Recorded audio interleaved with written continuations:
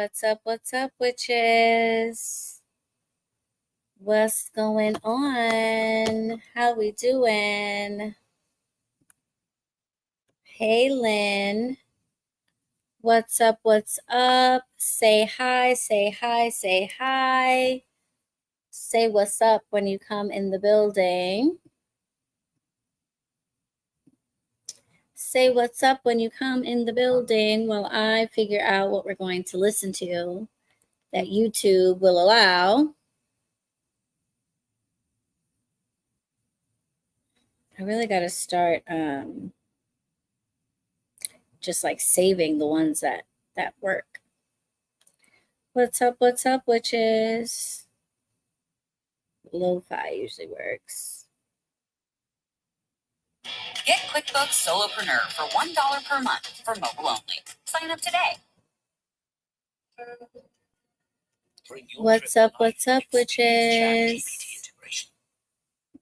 Hey, what's up, Kimberly? New HQ member. Kimberly's killing it with the members. Coven member and a member of the shop. Thank you so much for the love, Kimberly. You really are a writer. I appreciate it so much. The shop appreciates it. The witches appreciate it.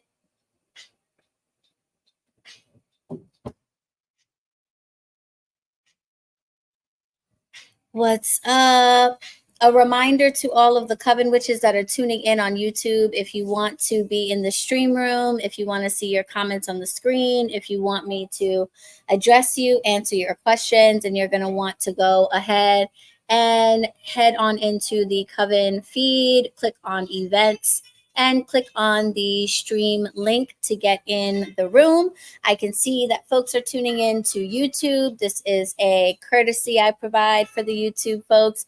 You guys get to tune in and check it out, but I will not be taking your questions or commentary. You won't see your comments up on the screen. That is a special privilege for the Coven witches. And if you want to join the Coven, you can absolutely do that right now. It's super easy to do so. In the description box, you will find a link to the Coven community. You can sign up right now and get into the stream room. And you get a free 7-day trial when you do. So it's a really great way to get access to this. And then you can decide later if you want to stick around and continue. Okay, I'm actually updating the link to that right now because I realized the other day that like it's not the right link. So my bad, because like a bunch of you may have been trying to get into the Coven and have been like, what is wrong with this girl's links? But it just came to my attention. I was using the link that I use to get into the Coven, but I'm in the Coven. So of course it just works for me. And Alexis, shout out to Alexis, our amazing online portal administrator, was like, I don't think that's the right link because that's your link. What's the link for other people? And I was like, it's not the same. Tell me more. So let me just try to get the right one for you guys.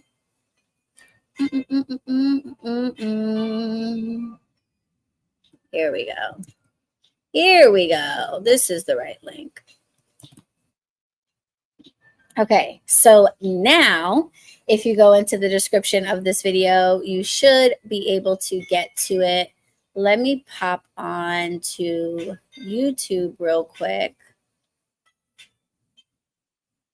and drop the link for all the YouTube folks in case any of you want to come into the room right now.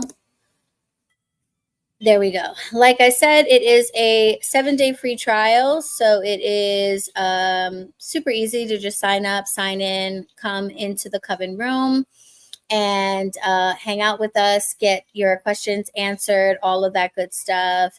And then you can always peace out. I think you'll want to stick around once you start seeing the discussion feeds and the spell section and all the other lives and all of that good stuff.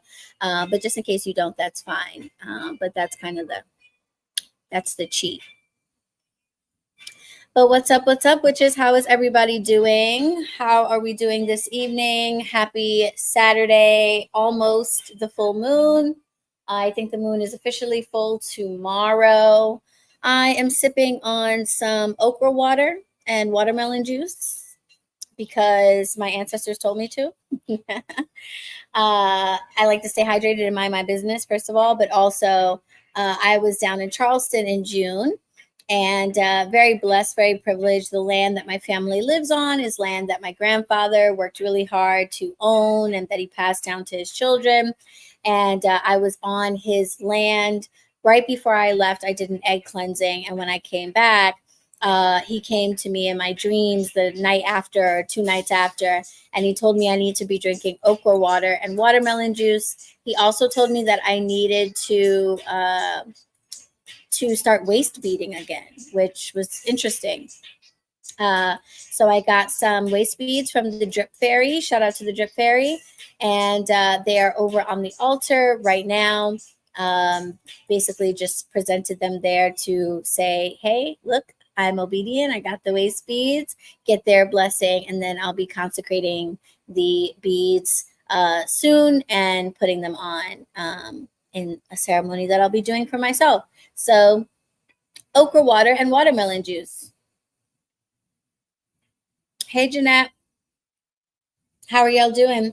Just a reminder, YouTube folks, I will essentially be ignoring you. You get the opportunity to tune into these lives, but the only questions that I will be taking will be from witches in the coven. So if you are a coven community witch and you happen to catch me on YouTube, head over to the coven right now and log in and click on the events tab to enter into the stream room. If you are not a coven witch, I just dropped the link in the chat in YouTube as well as over in the description box, so you can sign up for the coven. It's totally free for the first 7 days, and you'll get immediate access to the feed where you can jump into the stream room so that you can ask your questions and all of that good stuff. Otherwise, I'll just be chatting generally, and you can just tune in, YouTube folks, okay?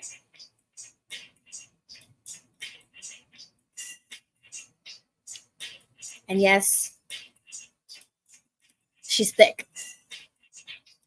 She's thick. It looks like juice, but it's okra water with watermelon juice. So she thick. She a little slimy. She a little thick.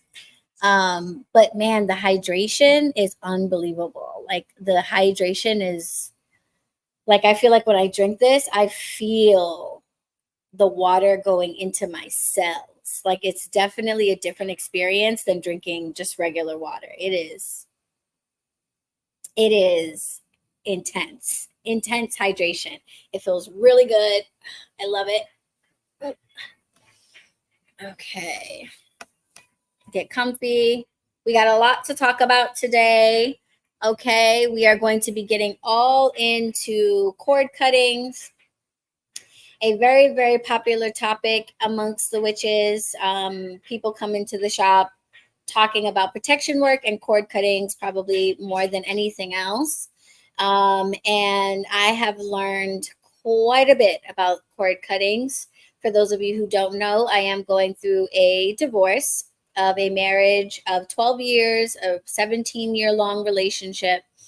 And that process has taught me so much about what cord cuttings can do, what they can't do, how to cast them effectively, how to tell if they are working, what to do if the one you cast didn't work, wasn't enough, etc. Cord cuttings for other people, things to take in consideration.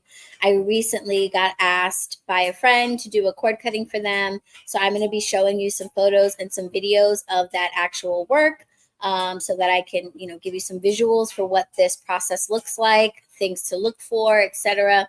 And he actually called me today with some updates. So that was perfect timing, of course. So I have some updates on how that's going and how that energy is shifting, so you too can know what to look out for when you do your own and things like that. Okay. What's up, Cynthia? Welcome. Coven Witches in the building. What's up, Takara? Hey. Oh, yeah, that's right. You're traveling. Safe travels, my love. Thank you for tuning in from afar.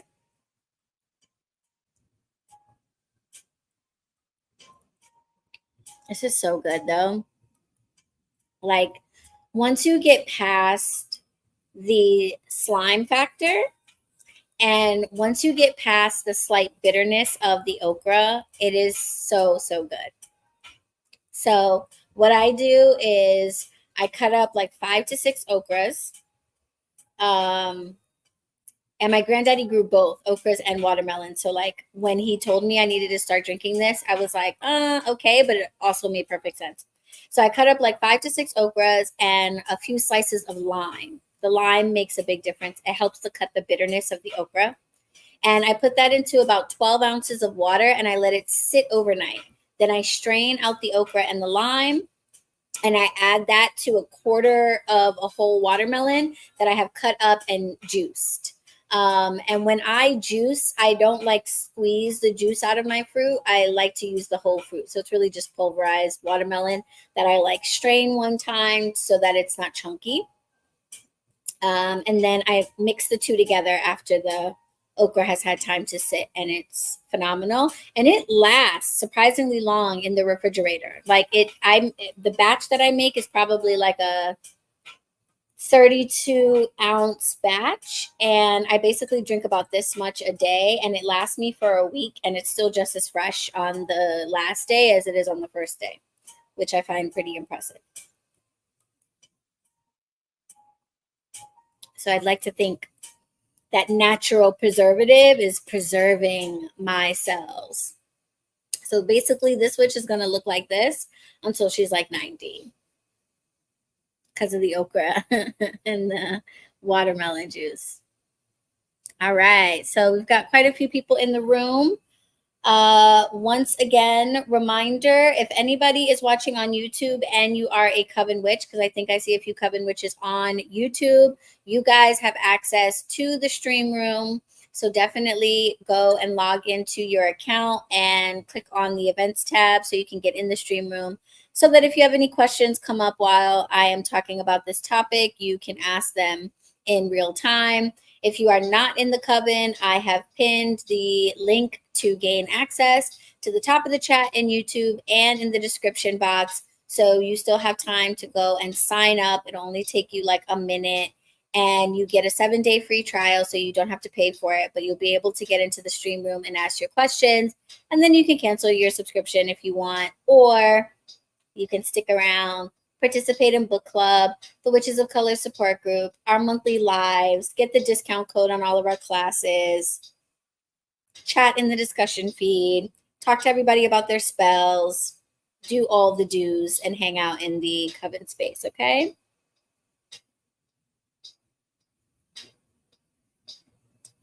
All right, so let's get into it. Making that juice look good. I wonder if adding rum and blending it with ice will make it a party. I mean, it wouldn't hurt. I'm sure it wouldn't hurt at all. It's a party right now as it is for me, just because I don't drink as much these days, but I don't think it would hurt at all. All right, so cord cuttings. Before I start, has anybody here ever done a cord cutting before? I want to see if this type of work is brand new for everybody, or if we have some practitioners that have tried this type of work. If you have done cord cuttings before, feel free to share whether or not it was successful for you.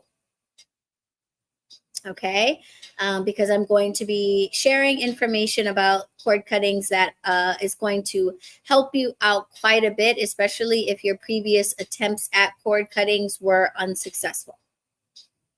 While you guys are typing in the chat whether or not you have done cord cuttings before, I will start by saying that I think one of the biggest reasons why cord cuttings are sometimes unsuccessful for folks is mostly just because of a misconception about what cord cuttings do.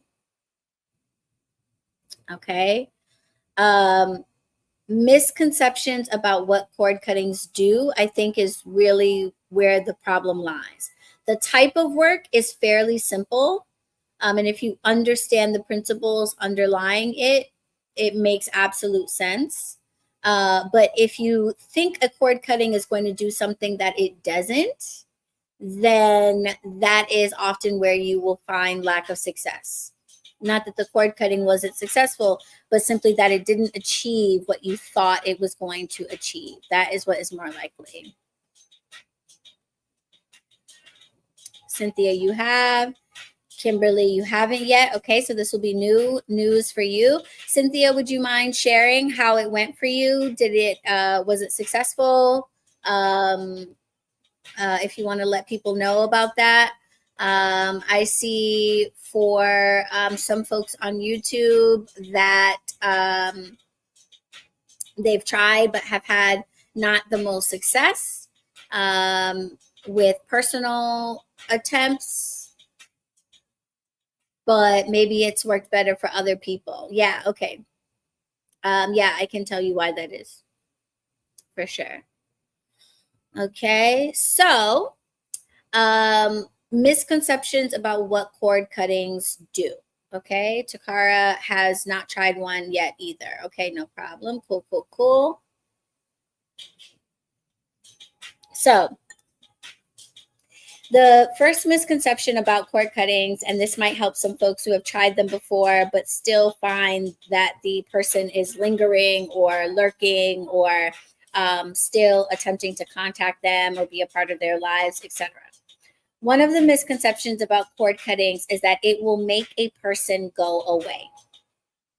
So we sometimes think that if we do a cord cutting, and we have, let's say, a pesky ex that won't leave us alone, or we're in a relationship with somebody, we wish they would move out, or we are trying to no longer be friends with somebody and we don't want to see them in our friend circles anymore. We don't want to keep running into them in the street, et cetera, et cetera. The misconception is that a cord cutting will make a person go away. That is not the case.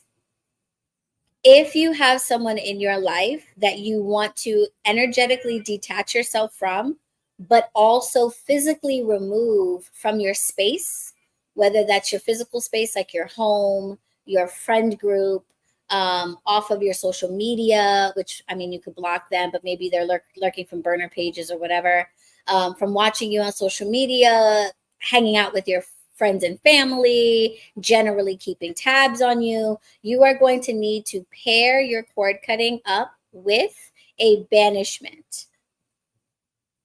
It is not enough to do the cord cutting alone. Okay, the cord cutting will help to reduce the energetic connection between the two of you. You might feel them less, you might see them less often. When you do see them, there might be less emotional response to seeing them. You might feel some of their effect on you, the way they impact you diminish, your thoughts about them diminish, etc. But to actually get them out of your space, you have to pair the cord cutting up with a banishment. For those situations, I like to do a triple approach: cord cutting, banish, another cord cutting. Okay, so we want to cut off the energetic connection to the person, which will make it easier to push them out of our space. Once they're out of our space, we do another cord cutting that will eliminate any remaining attachments.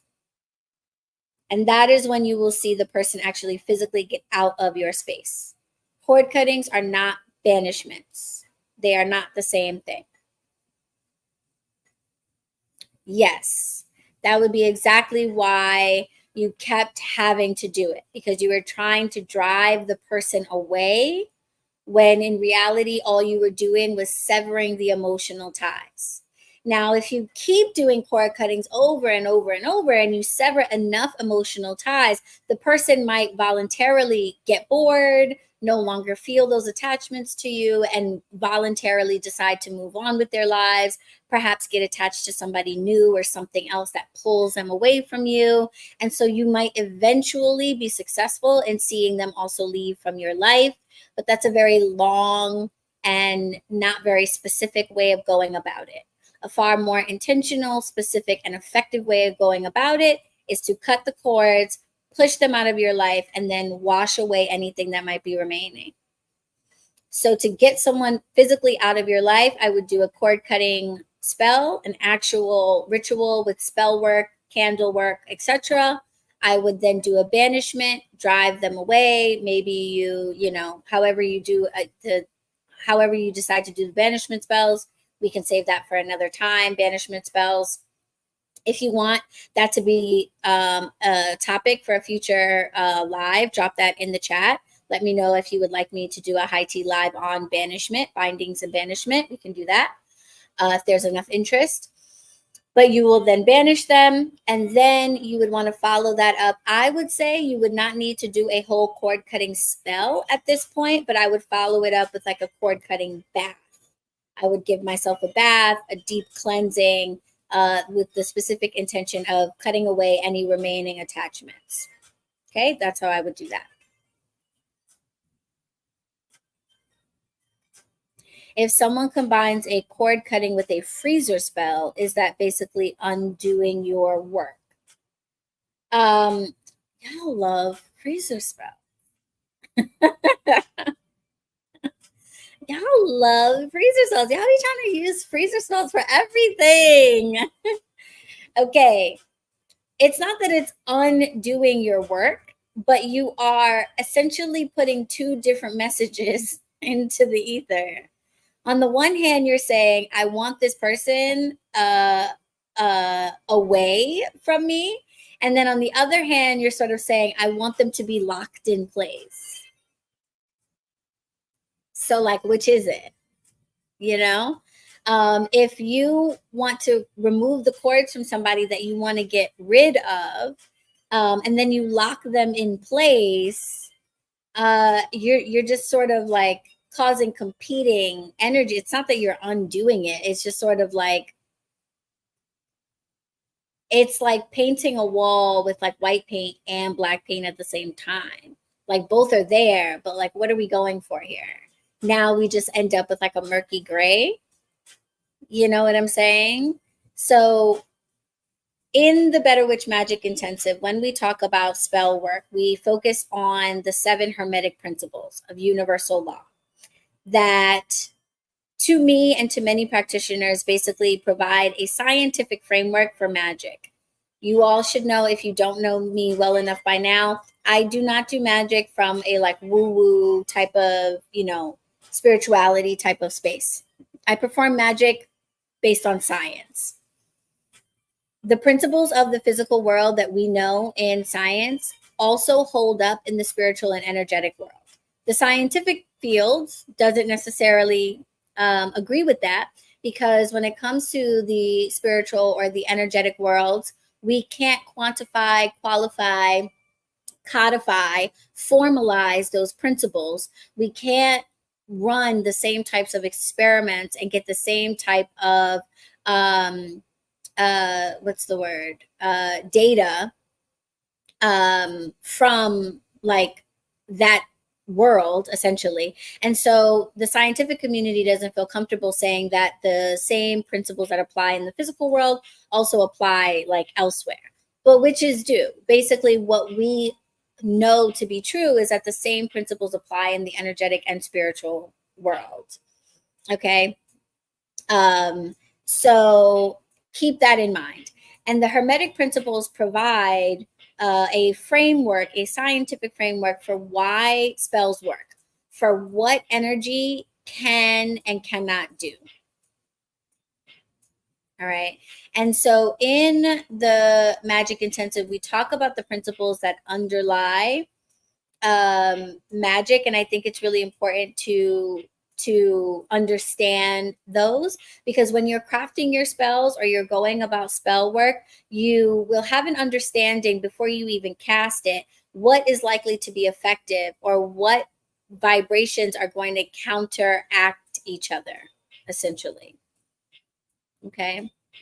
So yeah, if you are trying to cut cords with somebody and you would like to move them out of your space, then to put them in the freezer to me, would not be a good approach, because you are locking them in place. You are making movement difficult for them. So here you've gone and cut the cords. You have reduced their energetic attachment to you. And if they were free to go, they might on their own be like, all right, I'm out of here. I don't feel for you what I used to feel. And I'm gonna go somewhere where I'm gonna get those warm, fuzzy feelings again.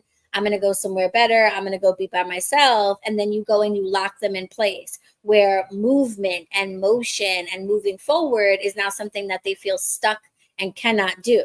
So now they're just being tormented, essentially. This is kind of like a great way to create like a really shitty person to live with, because they no longer feel for you what they used to feel. They want to leave, but they're stuck in place and they don't know why. You know what I'm saying? So I would not combine these two works at all. Freezer spells are not banishment spells.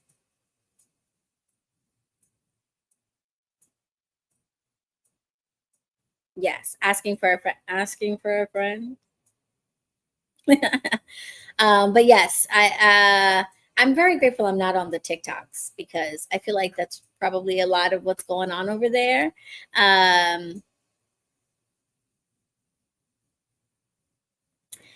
Right, exactly. Yes, I can understand that. It's so easy. Like the concept of it is so easy, but it's important to understand the spell work is not about putting together a random assemblage of things.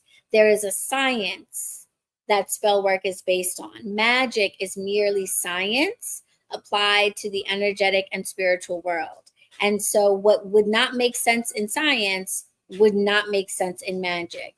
So if you wanted something to have motion and be able to move, in science, you would not put it in a block of ice, right? You would send it down a rushing river, or you would blow it away in the wind, or whatever. That would not be what you would do. So you would not do that in magic either. You would not lock something in ice that you would prefer to move on and away from you. But great question. All right.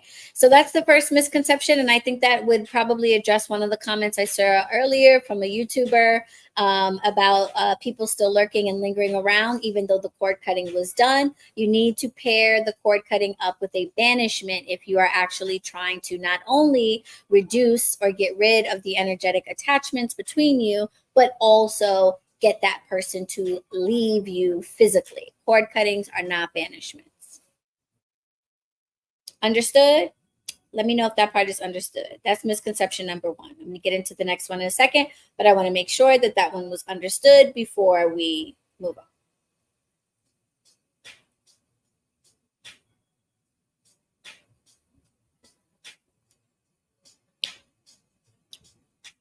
It's extra slimy at the bottom. It's extra slimy at the bottom.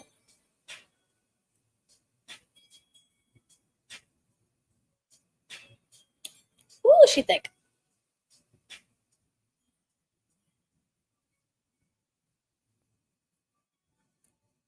Okay, let me know if that makes sense. Any questions about that before we get into the next misconception about cord cuttings?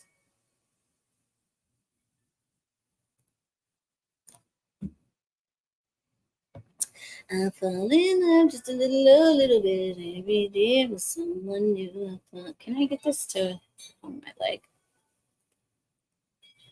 I fall in love just a little bit every day with someone new. Yes, no? Are the comments still working? Is this on? Oh, it's not on. That would help. Oh, yeah. Okay. I fall in love. All right. Well, I assume that made sense then. There are no questions, no commentary on that.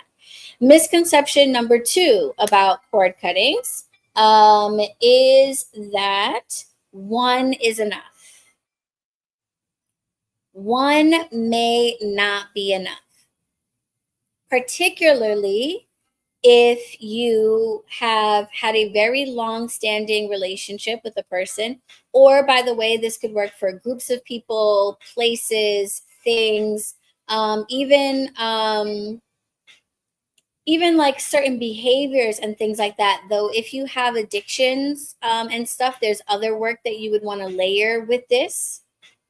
Just cord cutting from something that you have an actual addiction to might not be enough, but you can use cord cuttings to kind of like sever your attachments to certain mindsets or habits.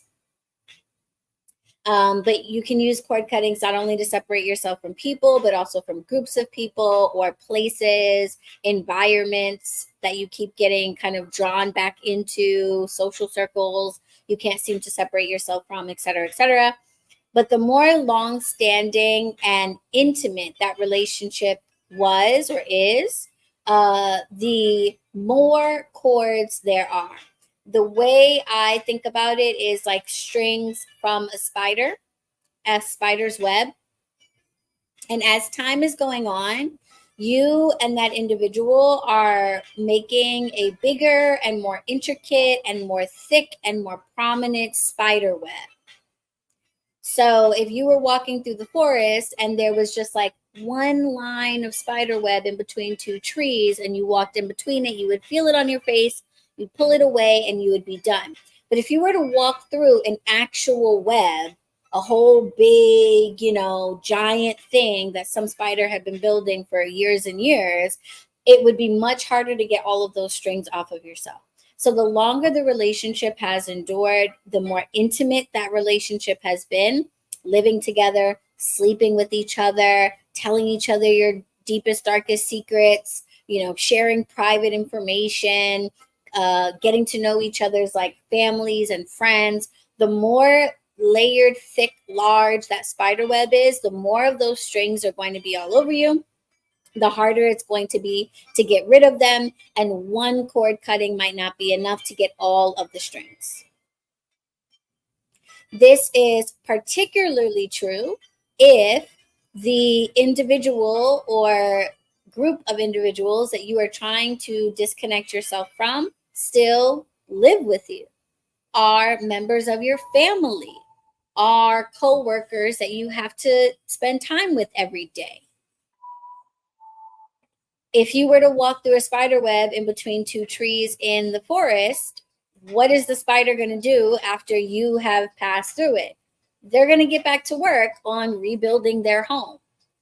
So if you are still in close contact with that individual or group of individuals, the connections just get to work on reattaching themselves. So one cord cutting may not be enough. You may need to do them repeatedly until you have actually driven that person out of your life, removed yourself from their life, however the case may be, no longer work together, whatever. But if you want to disconnect from somebody, but you can't physically leave their space, then you are just going to feel a reattachment of those attachments eventually. So oftentimes people will come to me and say, I did a cord cutting and it doesn't work. They still seem to have feelings for me, or I still seem to be driven towards them, or they keep coming up in my conversations. I can't seem to shake them, blah, blah, blah, blah, blah. I thought it was working at first. It seemed like it was okay. I felt better right after, and then nothing happened. It doesn't mean that your cord cutting didn't work. It did work, but the spider got back to work building the web. So as long as you're going to continue to stay in close proximity to this person, and I understand that you may not have a choice. I get it. I'm not blaming you for that. But so long as you continue to be in close proximity with that person, you are going to have to repeat those cord cuttings. Okay. So for people, particularly in romantic situations, when y'all keep playing this game of, I don't want to be with this person, I'm trying to disconnect from them, but then they hit you up for the 3 a.m. booty call and you go ahead and have intercourse with them. And then you're like, I don't understand why this keeps going. Like, you are literally just allowing the spider to recreate the web. And then you're like, I don't know what happened. I don't know why. And this has happened so many times. This is one of the reasons why I no longer allow relationship questions in my tarot readings unless you are married. If you book a tarot reading with me, a private one-on-one with me, you will see I have a disclaimer in my readings that says I will not entertain your relationship questions. Unless you are married, I'm not doing it. Because way too often I would get the same nonsense. The same nonsense. My ex, I'm trying to get rid of them. I did a cord cutting and then we talked for a while. Yeah, well, he was over here last week and I can't help you. Okay? I cannot help you. Yeah, if you have to remain in close proximity with the person after you have done a cord cutting, you are going to have to continue to do them until you are no longer in close proximity with each other. Right. And that is why if I could diagnose the situation, because you said you had to keep doing it, so it sounds like eventually it was successful. What it sounds like probably happened was after a while, the person, because they no longer felt those strong attachments, decided to leave on their own accord. But like I said, that is a long way to do it. To speed up the process, cord cutting, banishment, then follow that up with a cord cutting bath or another ritual for yourself to just wash away, burn away any remaining little spider web strings that might be lingering after the person has left, just to make sure the spider has nothing to grab onto and recreate the web and draw that person back in, draw you back to that person. So cord cutting, banishment, cord cutting.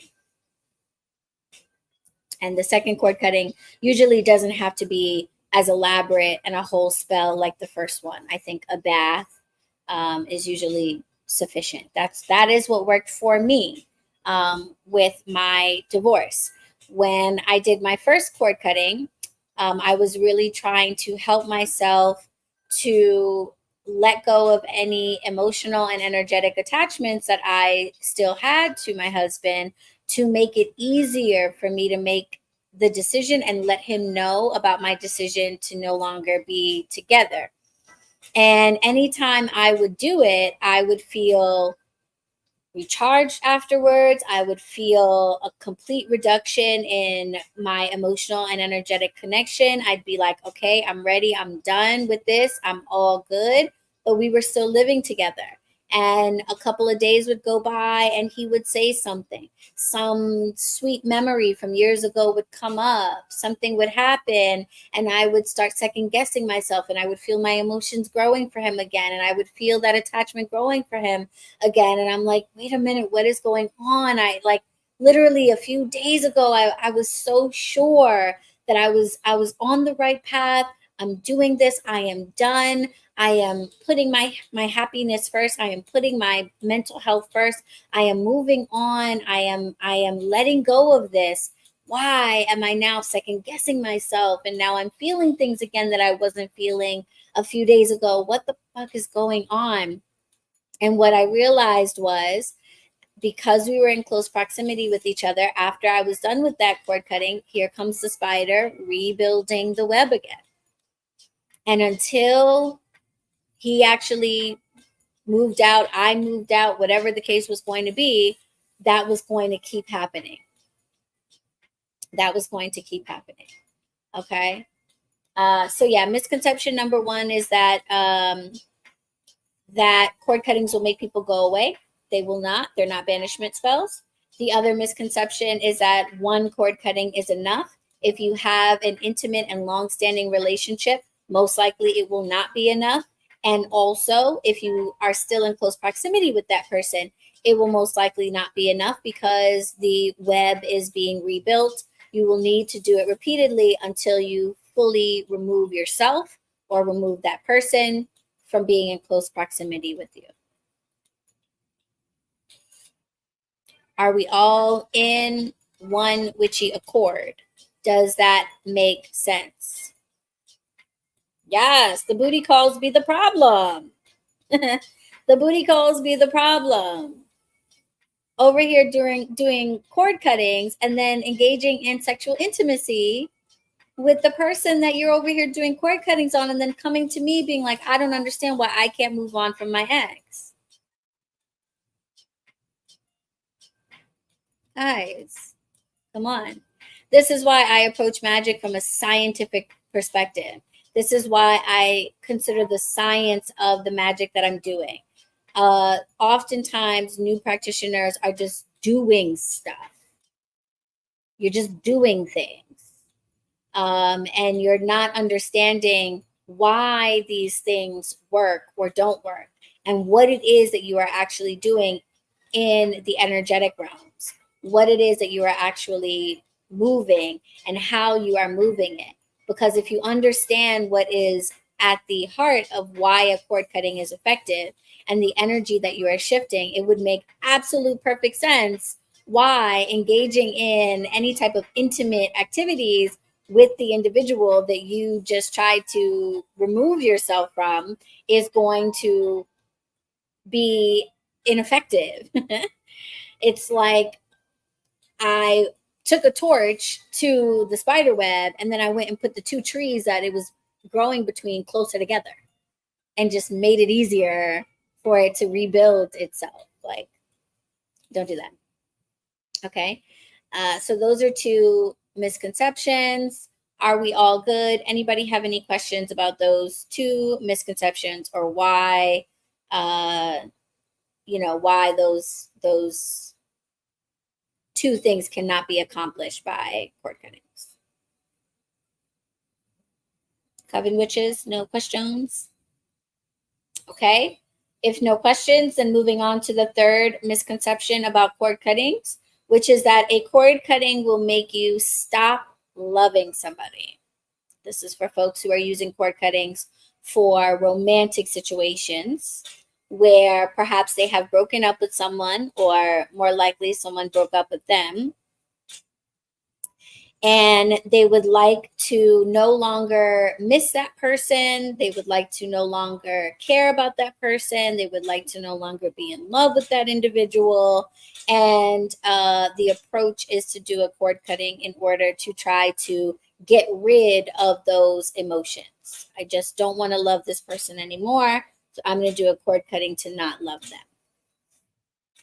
Unfortunately, a cord cutting will not stop someone from loving someone else. It will not stop you from having the feelings that you have towards a person per se, particularly the feeling of love.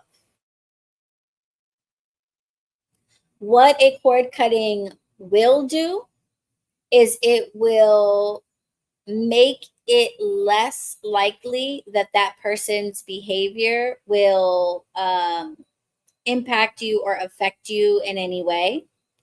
It will reduce the chances that you notice. So, for example, if that person, you don't live together, maybe you still follow each other online, or you live in the same neighborhood or whatever, a cord cutting will help you to not notice them as frequently. You might not see them. If you do see them, you might not have the same feelings that you had previously, et cetera, et cetera. But love is a different vibration. Love is a different vibration. Cynthia speaking from experience, right? So when I was going through my divorce, I at one point thought that cord cuttings could reduce how much I cared for my husband and make it easier for me to say, you got to move out, or I don't want to work on this anymore. No more therapy. I'm done. I want to move on. I thought that cord cuttings would make it easier for me to say those words and not be hurt by it. Basically, what I was afraid of when going through this with him was I just didn't want to feel pain. I didn't want to feel pain. I wanted to be able to just say, I am done with you, and not feel for him, not care that I was hurting him, not care that it was hurting him. As an empath, this is something very difficult the way that we respond to other people's emotions is on a whole nother level than people who are not empathic. If you are not empathic, you are perfectly capable of observing that someone is upset and you can feel sympathy for them. But someone who is empathic actually feels their emotions.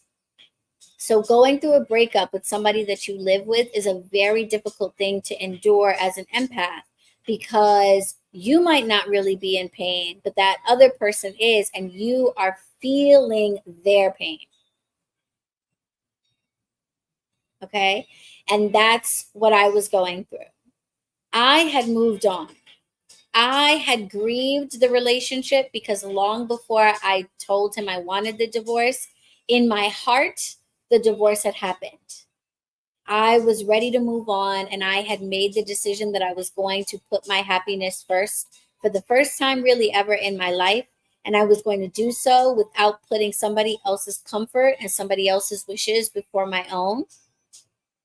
I had made that decision on the inside, but actually getting the words out of my mouth and communicating that to him, that was the part that was hard for me, because the pain that I was causing him, I don't get as an empath to just watch from over here. I had to feel that along with him. And I had to make peace with the fact that, okay, as long as we're living together, I'm just going to feel like shit. And I just have to make my peace with that, because even though I feel like shit, those are not my emotions, those are his. I know that the minute he is finally out of here, I am going to feel so much better. And that's exactly what happened. Exactly what happened. I was in absolute misery until he moved out, which, by the way, required a banishment spell, because all the cord cuttings that I was doing, he was not leaving. And eventually I had to banish him and make him leave. And within 2 days of the banishment, he was like, I got an apartment, I'm leaving. I was like, oh, thank God for magic. Why didn't I do this sooner? But I had to learn. I had to learn that the cord cuttings were not enough to make him leave. I had to actually banish him. So, but the emotional part of it, I had to accept first and foremost that as an empath, I was going to be feeling his pain throughout this process. And I was just going to have to accept that and say, yes, guess what? I am going to be the villain in this man's story. He is going to hate me. He's going to be angry with me. He's not going to understand why I won't give it another chance, why I won't try again, why I won't do more therapy. He's going to think the worst of me. He's going to be so upset. And guess what? That is just going to be the case. It is what it is. Okay. Hey, that's all right, Nisi. Always in divine timing. Welcome. Welcome, welcome. Everyone say what's up.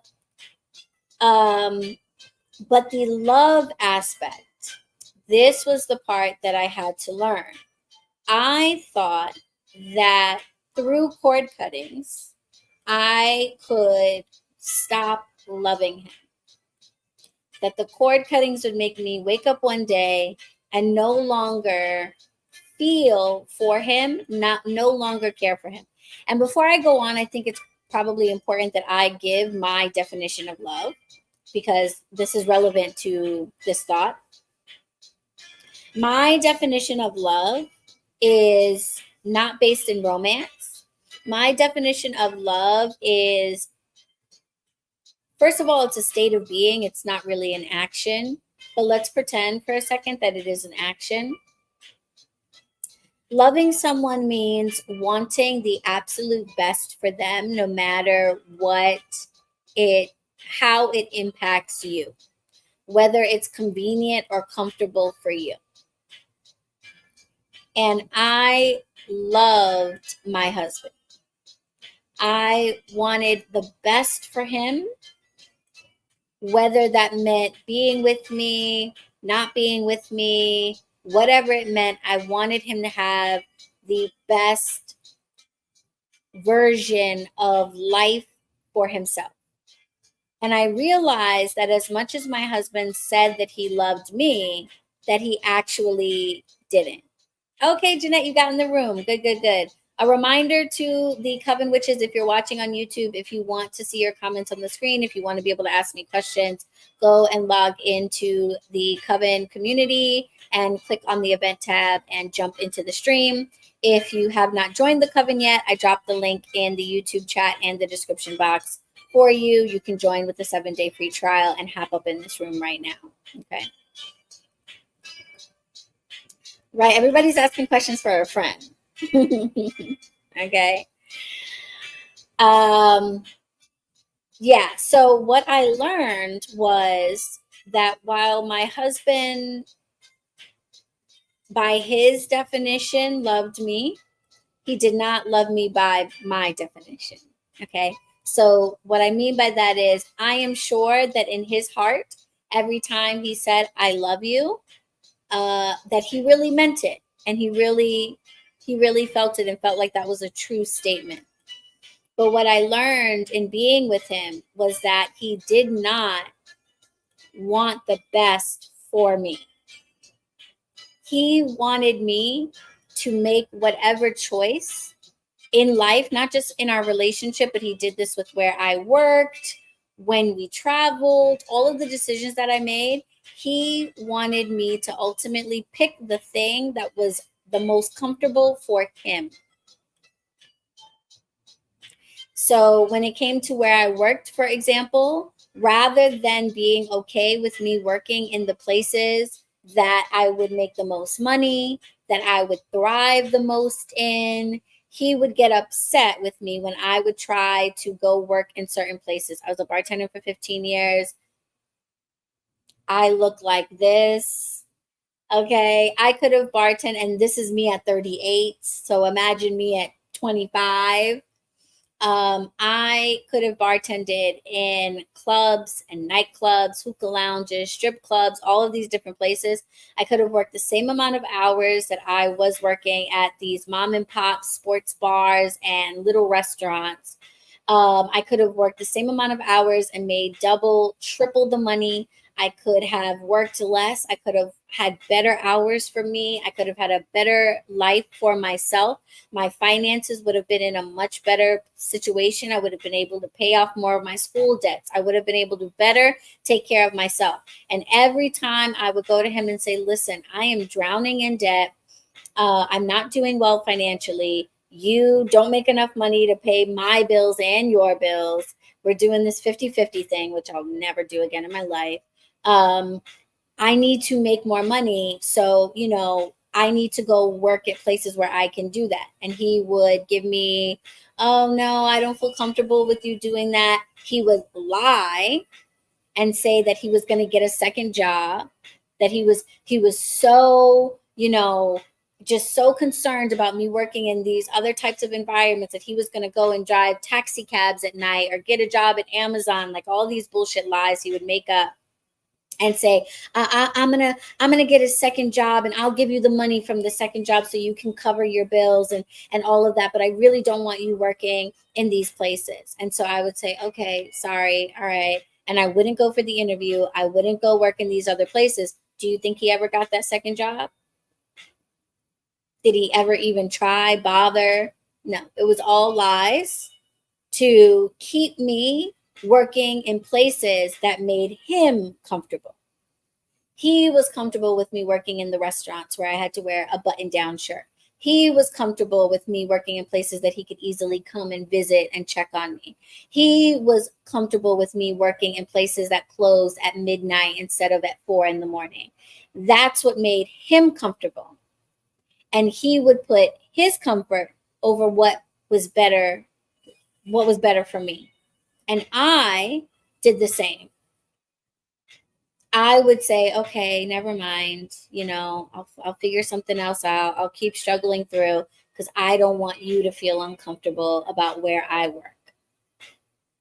And he would say that he was doing that because he loved me so much. He wanted me to be safe. He wanted me to be blah, blah, blah. But the truth of the matter is he wanted me to work in certain places because he was too insecure and self-conscious about the idea of me working in spaces where I was showing my body or men with more money were walking around and potentially promising me the world and maybe taking me away from him. That's the real reason why he didn't want me to work in the places that I wanted to work and that would have been better for me financially. Okay, so that's what I mean by my definition of love, is wanting someone to do what is best for them, to put themselves in the best position, even if it makes you uncomfortable or even if it has nothing to do with you. And I know that I loved him because I wanted that for him. I wanted him to have the best in life, even if that meant not being with me. I want him to be with someone who genuinely loves him, likes him, enjoys him, respects him, wants to spend their time with him. I would rather him be with somebody that really wants to be with him than be with somebody who doesn't want to really be with him, even though that would keep him here and maybe make my life a little bit easier and, whatever. So that was a challenge to realize that I loved him, but that he didn't really love me.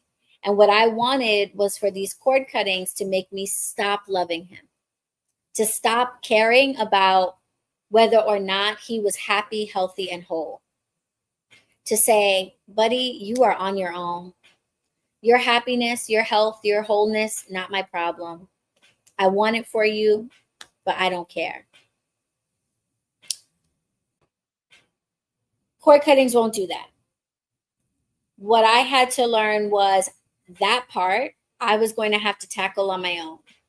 And what I had to do was accept that even though I loved him, and even though I wanted him to be happy, healthy, and whole, regardless of whether or not it meant being with me, not being with me, whatever, it was not my responsibility to make that so.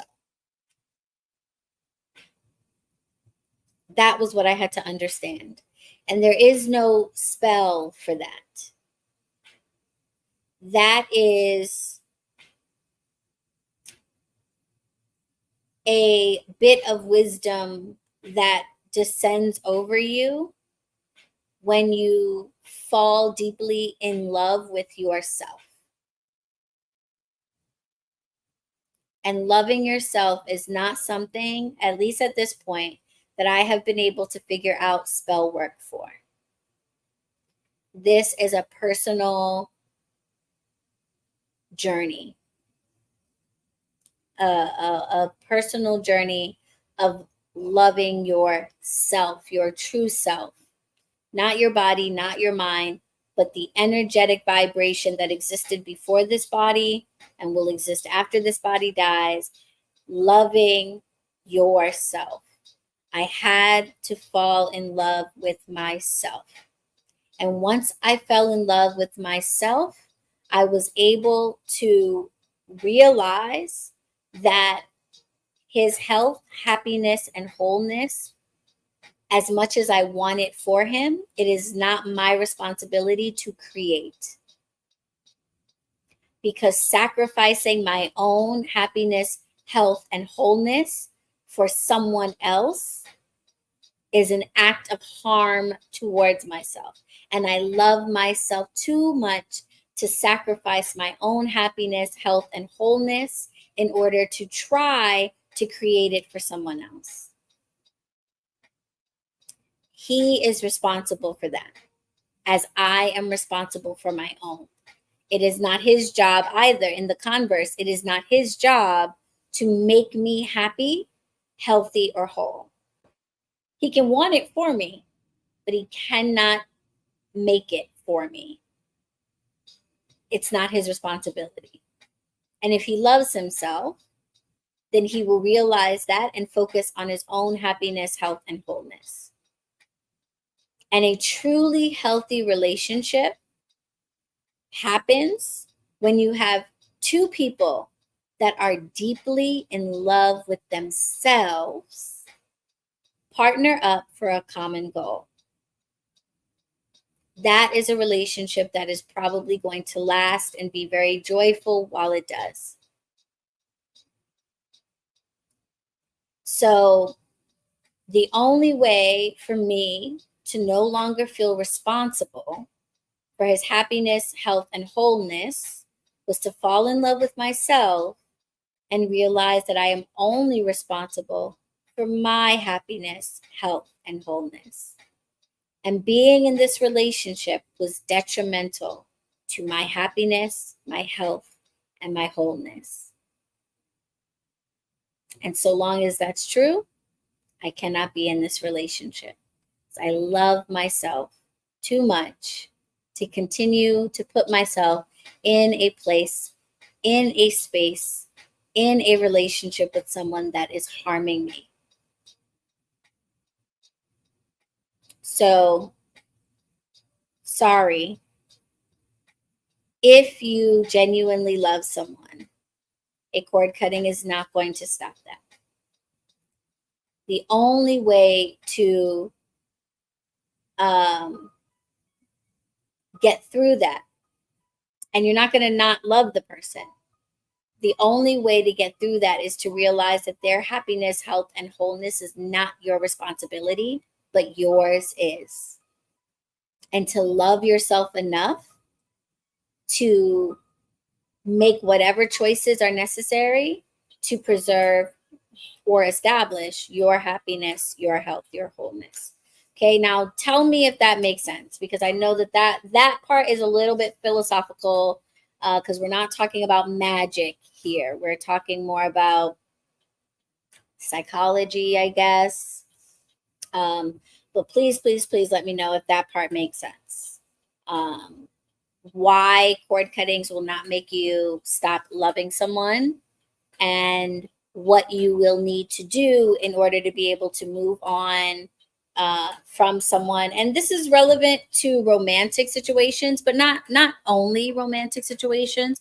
I can see people being in the same position, like let's say they have a job that they really care about.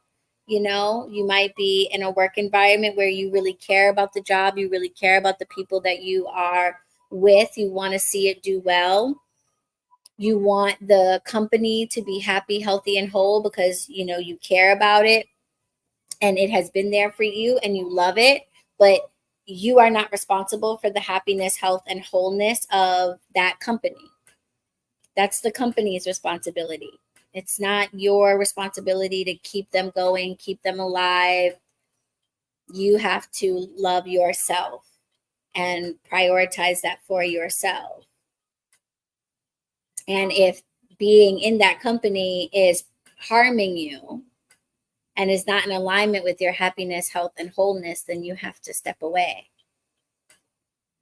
And the love that you have for it is not going to budge, but your decision will change. Yes, it makes sense. Okay. Nisi said that really got me feeling my big girl feelings. This heavily relates to me and my kid's dad. Yeah. I just wanted to paint my toes and listen to me. Sorry, it got heavy, right? I know you came on and you were like, "Oh, we got me talking about magic," and now we all up in the feelings, talking about loving yourself and shit. Okay, good. Okay, good. Thank you, Coven Witches. Good. I want to make sure that makes sense. So yeah, anyway, that shit took me a minute. I asked for the divorce in 2020. Didn't actually get to a place where I could look him in the face and say, I'm done, until late 2023. He didn't move out until like November of last year, and we are still not officially divorced because then I had to get to the paperwork part and all of that stuff. So that's been filed. All the paperwork's been filed, and now I'm just waiting for, the next steps from the courts and things like that. So took me 3 years to get to the point where I loved myself enough, where I loved myself, period. I remember the moment that it happened too, because I was in the bedroom. It was late at night. At this point, we were not sleeping in the same bed. We were trying to disconnect from each other. And I was sitting on the edge of the bed in the dark, and it was like it just washed over me. because I was doing all of this self-love work with the therapist that we were going to. We were going to a therapist and we were having joint sessions, but also separate sessions. So we were working on things between us, our communication with each other, but I was also able to work with that same therapist just on me. And I'm so grateful for that. Shout out to Lane. And the self-love work that I did with her over those few years allowed me to get to a point where I realized, first of all, that I didn't love myself. I thought I did, big Leo in the building, right? I thought I loved myself because I think highly of myself and I feel like I have good self-esteem and I have all these positive traits that I acknowledge about myself and all of these things. And I thought that meant I loved myself, but I actually didn't. I didn't. I was consistently putting myself in a situation where I was not preserving my own happiness, health, and wholeness. I was putting myself second for somebody else's. And I remember sitting on the edge of the bed and having this like aha moment when I had finally acknowledged that I didn't love myself and done the work to fall in love or back in love with me. And I realized, oh, there's no right answer here. For the longest time, I was trying to figure out whether or not I was doing the right thing. Is getting this divorce the right thing? Am I doing the right thing by telling him it's over? Am I doing it the right thing? And then I just had this moment where I was like, oh, wait a minute. The right thing is just whatever makes me happy, healthy, and whole. And that would be not being in this harmful, unhealthy, unsupportive relationship with this person who has narcissistic traits, is emotionally manipulative and abusive, and gaslights me all the time. And is totally okay with putting themselves and their comfort over my overall well-being. Oh, like it just hit me. And I was just like, oh, like there is no like objectively right answer, because I'm looking at him. He was not a physically abusive person. He was not an alcoholic. He was not a cheater. He was not all of these things that on paper are supposed to like make a spouse like not a good spouse or whatever. So my brain is over here looking at the things on the paper saying, oh God, like he doesn't do all of these things. Is it really that bad? Like, am I doing the right thing? Should I reconsider? Da, da, da. And then all of a sudden, as soon as I fell back in love with myself, I was like, oh, none of that matters. None of that matters. It does not matter that he works full time. It does not matter that he pays the rent. It doesn't matter that he's never hit me. It doesn't matter that he's never cheated. It doesn't matter that he's home at night. It doesn't matter. None of that matters. This relationship is unhealthy. I am not happy and I am broken. Period. I cannot stay here. I cannot stay in this relationship. That's it. So, yeah, that's the big third misconception. I wanted to save that one for last because I knew that would probably be the hardest one to stomach, because I think we often do cord cuttings in the context of getting over romantic relationships, and we think that a cord cutting will make us stop loving the other person, and it won't. It won't. If you want to stop putting somebody before your own well-being, the only answer there is to fall in love with yourself. Prioritize your happiness, health, and wholeness. Okay? So bam. let's talk about this cord cutting that I just did for my friend, shall we? Yes. All right. So those are the misconceptions about cord cuttings. Let's talk about how you do them. All right. The approach to cord cuttings typically involve taking two candles. Candle magic is very effective for cord cuttings because I find that fire is the most effective element for the doing of the cord cutting. Have you ever seen a spider web get like lit on fire? It's just like, shh, right? It's like hair. So it immediately catches, and there's really no way to like put it out. Once you've lit one end, like it's going to go, and it's going to go very quickly, and it's going to incinerate everything. A spider web in a strong breeze will stand firm. A spider web in strong rains might stand firm. But when it comes to fire, it does not stand a chance. So, and again, magic is science. It's not woo-woo. We don't choose candle magic for cord cuttings because it looks nice or because some other witch did it. We ask ourselves why.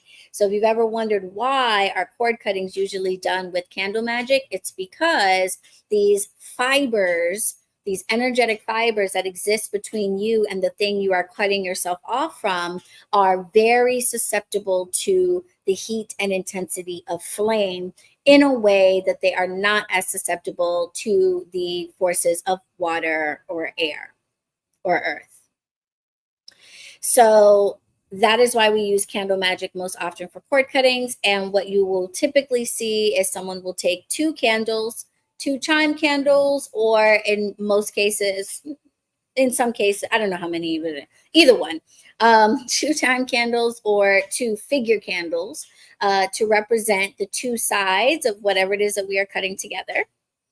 The candles will be baptized in the name of the people that they represent or the groups of people they represent. And other personal effects and things might be added. The candles might be carved with certain names, sigils, etc., whatever, however you go about this. But you will ritualistically designate each candle to represent the two parties that are being severed. And then a cord is tied around each and connected together. So one cord is used and one end is tied around one candle, one end is tied around the other candle. This is a great opportunity to incorporate knot magic. If you have ever worked with knot magic, you might tie a certain amount of knots in that cord before attaching it to the two parties.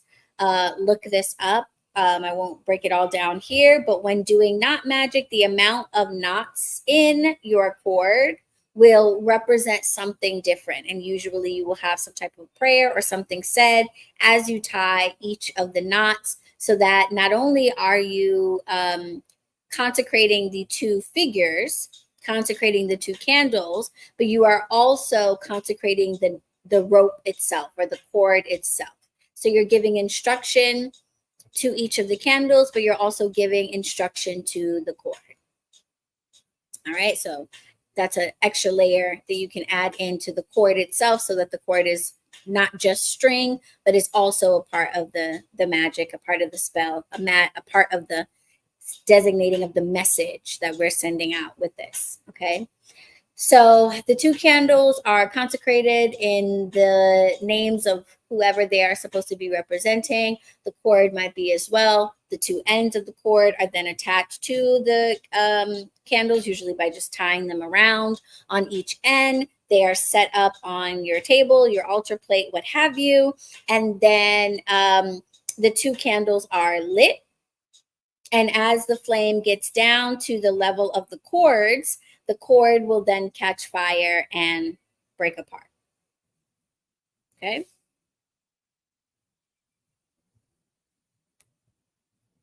That would be how you would approach that typically. Shout out to Misty of Mystical Misty Candles. If you have not followed me on Instagram, if you did not see, I posted last week and today some video of a cord cutting that I recently did for a friend of mine. And of course, I use the candles that we have at the shop that are made by Misty and her amazing partner. She is a candle genius. We carry several of her candle designs, and she has made several of her candles loadable. And what I love about Misty is she is obviously a practitioner, because what she has done is she has addressed a lot of the things that we do with her candles.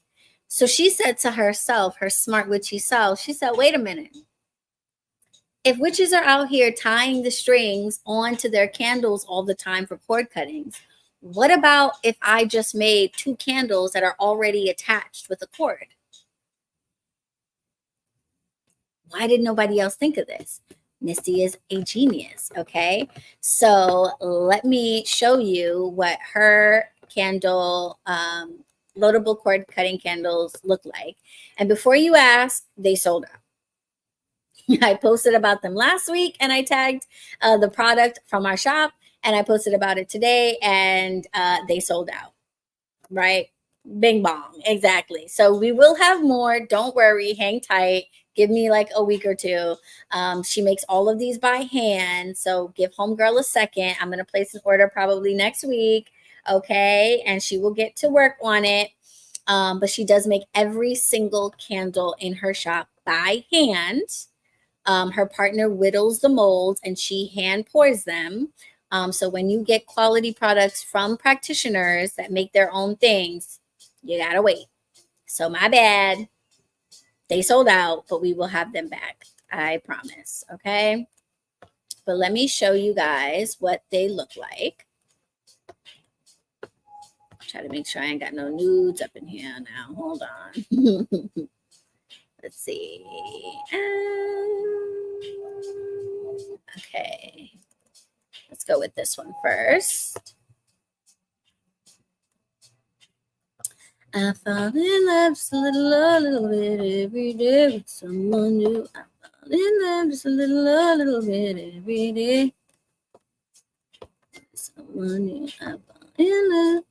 Okay, can y'all see that?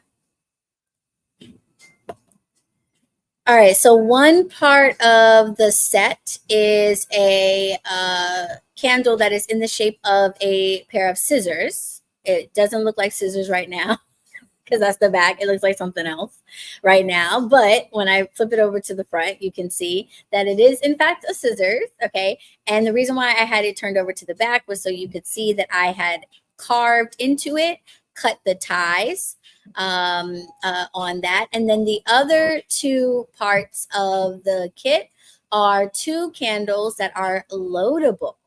So you can lift off the top and put your petition papers, your herbs, your personal effects, pieces of hair, nail clippings, whatever you are working with, to designate each candle to represent each person inside the candle. Come through, Misty, with the genius. Okay. So on the right side in the black is my friend. Inside of the candles are petition papers with instructions for each person, designating who each person is.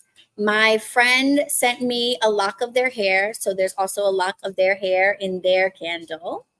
I didn't have that for the person I was separating him from, so I used a picture. The kit comes with the scissor candles, but it also comes with these scissors. And I used these scissors to carve the names and sigils that I wanted to use into each of the candles, to carve the word "cut the ties" on the back of the scissors. And the reason why she includes scissors in the kit is because some people don't want to start with candles that are attached.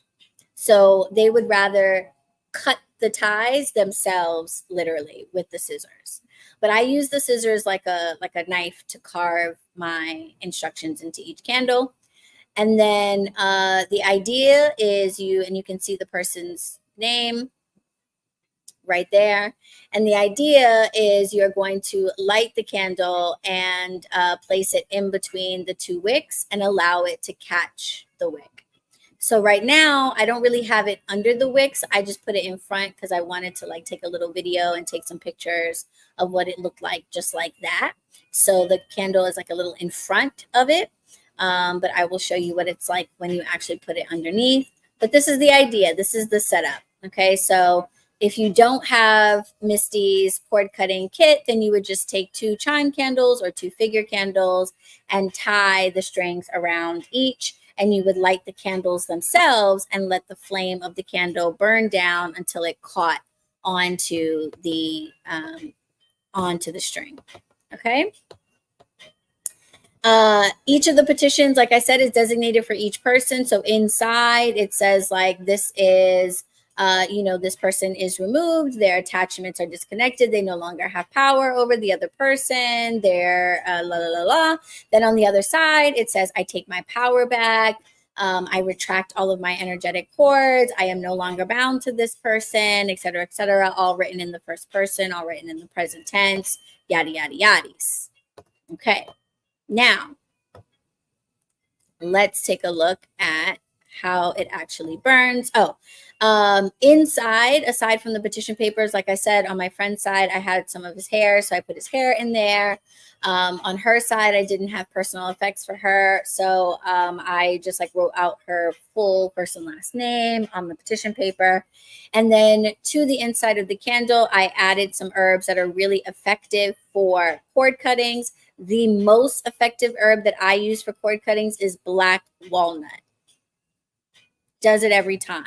Black walnut hull is the outside of the black walnut. Typically, we work with the powder. I didn't have any of the powder. I have whole black walnuts that I got on our nature hike at last year's staycation retreat. So for folks who are in the room who are coming to the staycation this year and plan on participating in the nature hike, get excited because there are black walnut trees on the hike and we will be able to harvest our own black walnuts. It'll be the right season for them to be all over the ground and in the right condition for you to take them home, dry them out, and have your own black walnut hull. So I still have a few whole black walnuts from our outing, our nature hike during the staycation.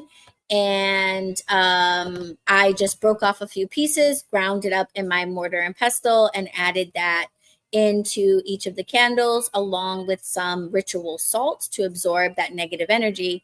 And then on the side that was my friend's candle, you might notice that it's like covered in something weird. It is covered in elderflower. And the reason why I covered it in elderflower is because the person that I am separating him from is a magical practitioner. And elderflower is particularly helpful at getting rid of witchcraft, getting rid of the effects of witchcraft practitioners. So I wanted to make sure that I added that extra level because I was not separating him from just a regular person, but somebody who might be working their own counter magic to keep him attached. So I wanted to make sure I addressed that part of her energy. Okay. Next, wait, hold on. This is it burning. Wait, let me find the video of when I actually lit everything. Let me see if I have that. Here, it's on my phone. I'm gonna have to pull it up from my phone. One second.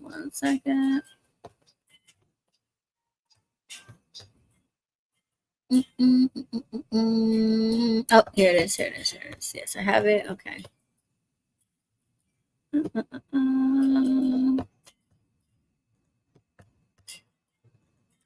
I fall in love just a little bit every day with someone. I fall in love. Is this the right one? Yes, it is. Okay. All right. So then, great question. Is there a significance to which color you use for who? Yes, there is. Most often when people do this type of work, they would work with just white and black. And black would usually be the color chosen for the person that you are trying to banish because black is a more banishing color. White is a more cleansing and uplifting color. energetically. And so we would usually designate the person that we want to keep blessed, keep cleansed, etc., with the white, and the person we're trying to remove or situation we're trying to remove in the black. But the reason why I went with something a little bit different here was because Spirit told me to. That's the first and foremost reason. When they showed me this work in my mind, when I was divining on it and I was pulling cards to ask them whether or not I should be doing this work, which, by the way, let me go back. For those of you who don't know me and are new here, I kind of skipped over that because my coven witches know how I roll. I do not do any spell work without the assistance of my spirit guides and my spiritual team. I do not go poking around in the spiritual and energetic world like I can have the authority to do so. I am very grateful to my hoodoo teachers who taught me the difference between rights and authority, and ability and authority. Just because you can do something does not mean that you should. And if you were going to go travel to Italy tomorrow and you spoke no Italian and you didn't know the lay of the land, you would call on a tour guide to safely help you navigate that space, right? You wouldn't just go walking around all willy-nilly, not expecting there to be any trouble, misunderstandings, or mistakes made. So understand that even though you are energy before you are matter, you are in the physical world for this time being. You are more in this world than in that world. You are connected to it, but you are still more in this world than in that world. So when you go into the energetic world to move things around, it's like going to a foreign country.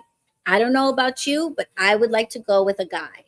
I would like to go with the assistance of someone who is 100% in that world and understands it well so that I don't create any misunderstandings, make any mistakes, or run into people that I don't know their real intentions or anything like that. You know what I'm saying? That's a real easy way to get caught up, to get scammed, to run into a trickster that doesn't mean you well, etc., etc. I want somebody who's from that world to be there and say, don't pay $40 for that. That is a $5 trinket. They are getting you because you are a tourist here, right? I don't want that to happen to me.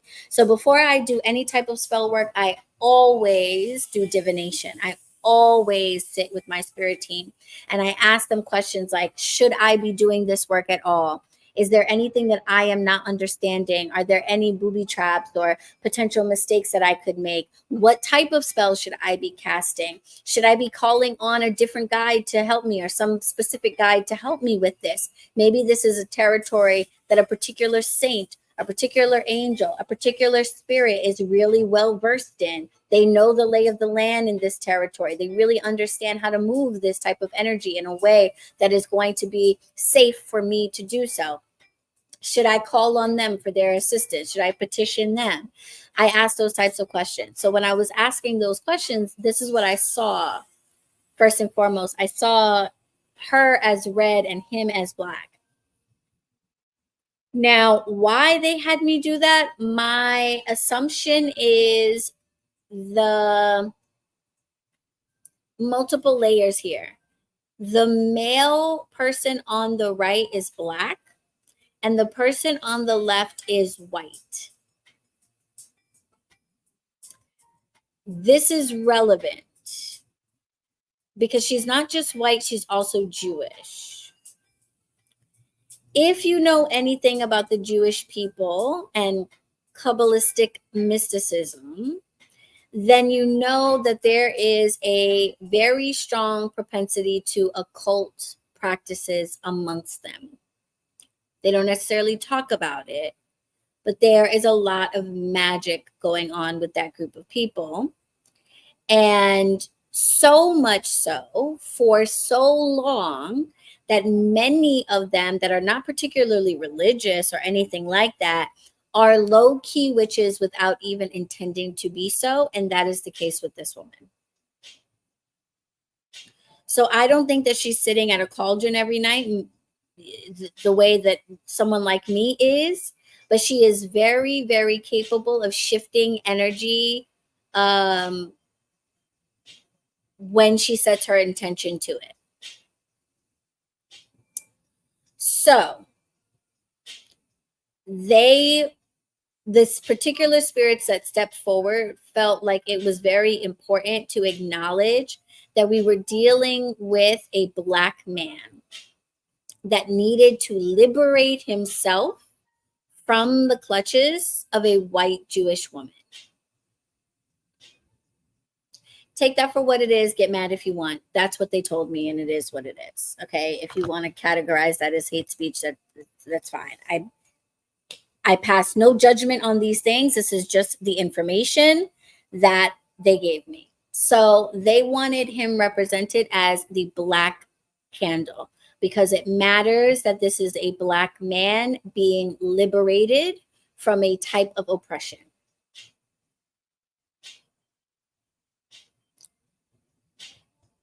When I said to myself, okay, fine, but why not black and white? The response was, this is romantic in nature, and her incredibly strong desire for love and the way in which she is using this person to satisfy the parts of herself that do not love herself and that need validation and that need male attention in order to feel like she is beautiful, to feel like she is worthy, to feel like she is desirable, that needed to be addressed. I needed to attack not just like the behavior of lingering around and like wanting to be around, but also the way in which she has been using attention from this person to fulfill her need for validation and for love, basically. So it was red and black. And then when I spoke with him, I asked him to pick a color.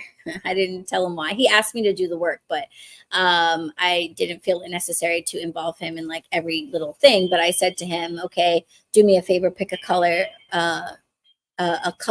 pairing, black and white or black and red. And he thought about it for a little bit, and he's like, I want to say black and white, but something's telling me to go with black and red. And I said, yep, okay, thank you. Just wanted to confirm that. So great question. That was why I ended up with the black and the red. So let's look at this. Where's Lana? Okay, so the way it burns, this was the candle in front of everything. Then you go ahead and put the candle underneath the wick.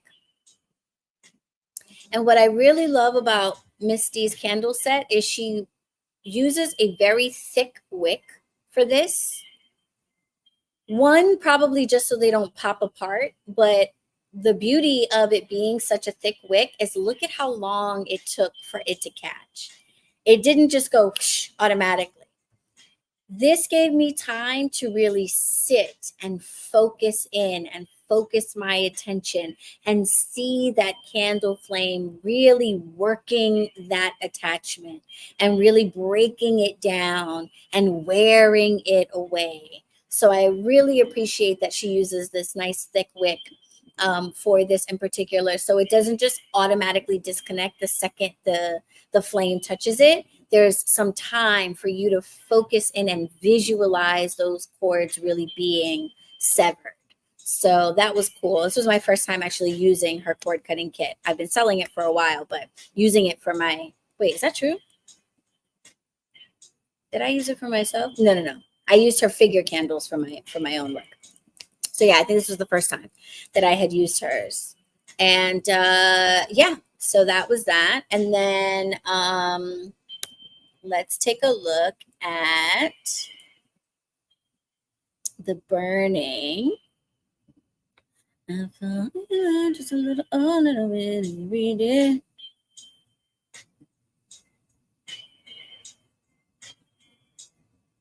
Here. All right. So this is just a video of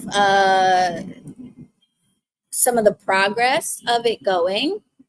you will see that the candle on the right is burning a lot faster than the candle on the red, even though they essentially have all the same ingredients in them.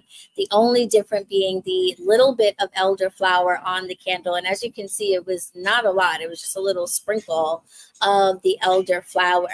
But what this was communicating to me was that elderflower was really adding extra potency to the candle on the black side, and that confirmed for me that there was magic involved in this woman's grasp on the situation. Okay. Now I'm going to show you some pictures of the progress because it was crazy. But what I want you to understand is that the interpretations of what was happening that I was watching comes from me sitting watching this flame and having a conversation with the spirits that I asked to help me with this while this is happening. So this is not like something out of a textbook where it's like, if the candle flame does this, then that means this. This is, you might see something completely different, but this is what was being communicated to me as I sat and watched these flames.